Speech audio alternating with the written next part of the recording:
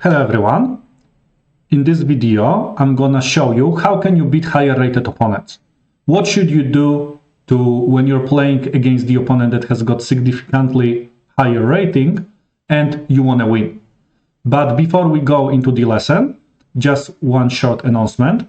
I just wanna invite you to join my educational newsletter. Every Friday you will get a weekly dose of chess with Matt. You can join on mattbobula.com. As the bonus, you will get the 10-week course to improve your chess.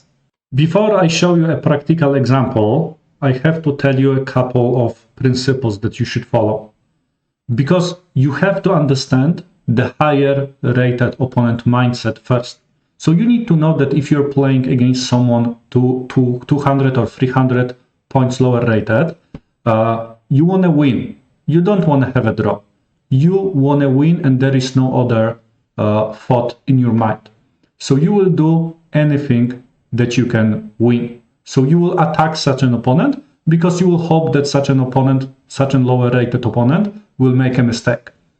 And what the lower rated opponent can do in this case? The best strategy is not to go into the open fight, because if you go into the open fight, you are going to lose. If you are weaker, don't go into the open fight. The best strategy that you can do is just to wait. So by waiting, I don't mean that you have to move your knight here and back. I just mean that you have to choose a simple opening without many complications. You have to play simple line. You have to follow basic principles, and you have to set up an extremely solid position. And then just wait. Just set up solid position and wait for your opponent to start attacking you. Because opponent will attack you. And the best thing that you can do is just wait for the opponent's attack. And very often it leads into the position that opponent's attack is not 100% correct. If you have got solid position, it might be very hard for opponent to attack you. So, and this is your chance. This is your chance even to win this game. So you set up a solid position, you are waiting for the opponent's attack that for sure will come, and then you try to take your chance, you try to counterplay, you try to punish incorrect attack of the opponent. And of course, that strategy, this is not gonna guarantee that you're going to win, or doesn't guarantee that you're gonna to get a draw, because by the way, if opponent will not attack you, probably it will end up as a draw, but opponent will.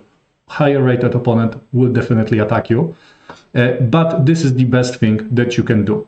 And of course, it may happen that opponent will find a way to trick you, and then you will of course lose. But this is the best that you can do. Set up a very solid position and wait for the opponent's attack. And when it starts, then go and try to counterattack the opponent. And now let me show you one practical game that I used exactly that strategy against much stronger opponent, and it worked. So here you can see my game against Grandmaster Bartłomiej Heberla. The game took place in 2007, and you can see that we have got the difference in rating like 200 points. But you need to know that 200 points at this level, it's a huge difference. It's a much bigger difference than, for example, 1400 and 1200. 200 points at this level, it's a lot. So I was playing black, so this is also pretty important, because at this level, white has got clearly the advantage, right? It makes a big difference if someone is playing white or black. So I decided to go into the variations that I'm familiar with. I didn't try to play something new. I didn't want to surprise my opponent. Opponent expected what I'm going to play. And but I knew that I will set up a very solid position and I will wait for my chance. Maybe chance will come. So let's just take a look. Opponent started with e4, I played e6, French defense. This is my favorite opening. Opponent decided to play d3, which is called King's Indian attack. And this is not the main way of playing.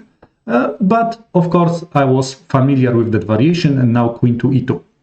Queen e2 is more trickier than knight to d2. That is definitely more common. It has got some ideas that d2 square is white wants to keep that square for the knight in the future. By the way, you will have a chance to see that. So I just decided to follow principles. So I'm developing my pieces. Okay, I'm playing c5. I want to move my pawns towards the center. Okay, knight goes to c6. You can see that both sides are preparing for the battle in the middle game. Okay, and now I decided to play e5. Knight goes to d7, c4. Okay, pawn goes to d4, and opponent played knight f to d2. This is a very powerful move because it opens bishop.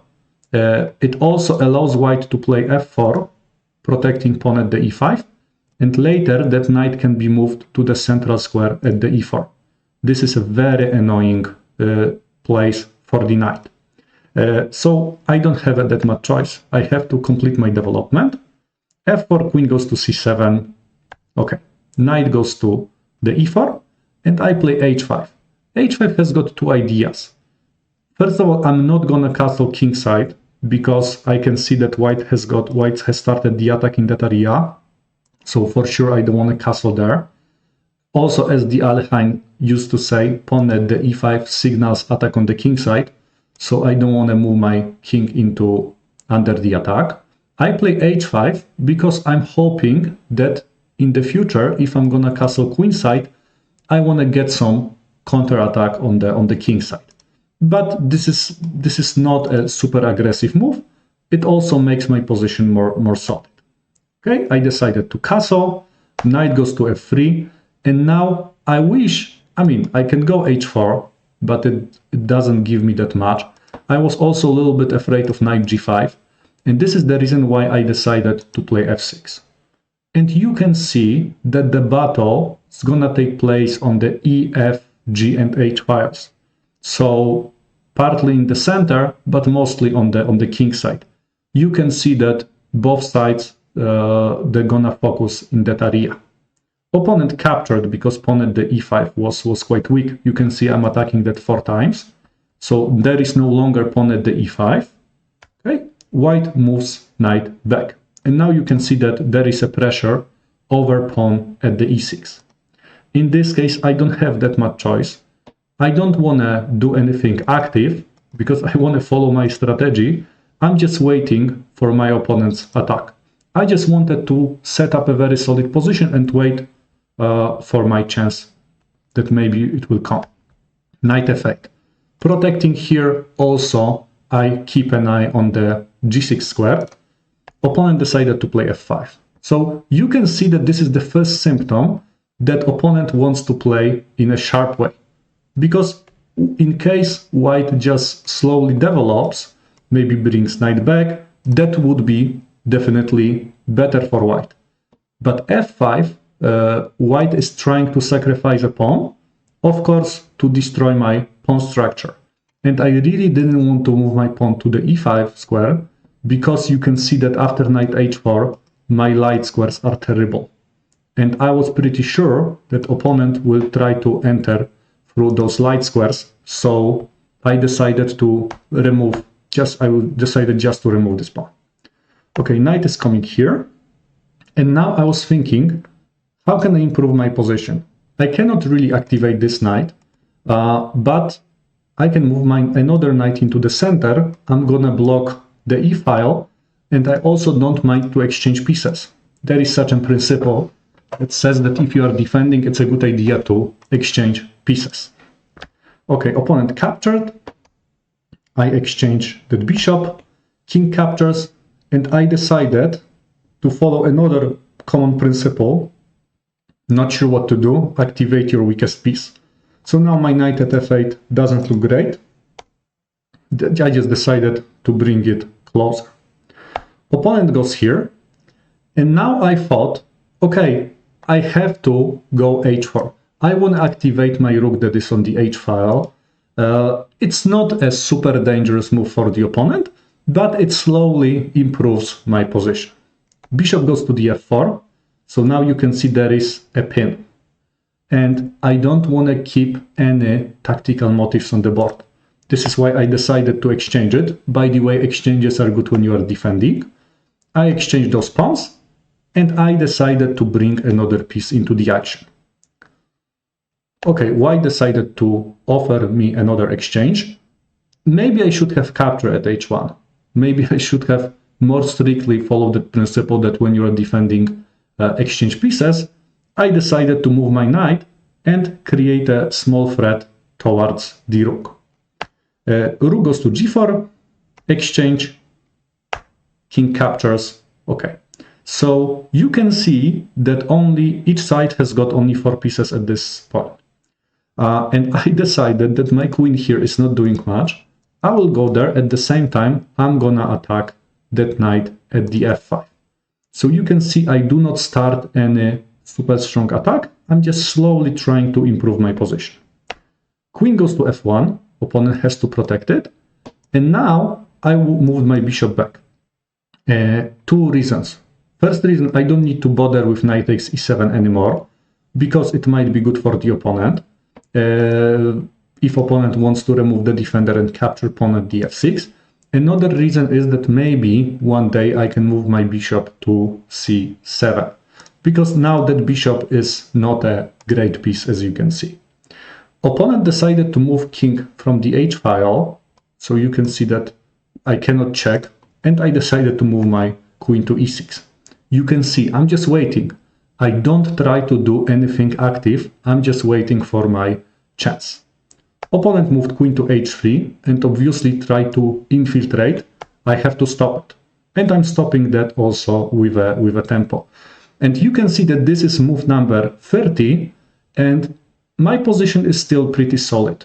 No doubt that my position is slightly worse because white has got more space, white has got more active pieces, but I knew that this is gonna happen. I just wanted to set up a solid position and wait for my opponent's attack. Opponent played here.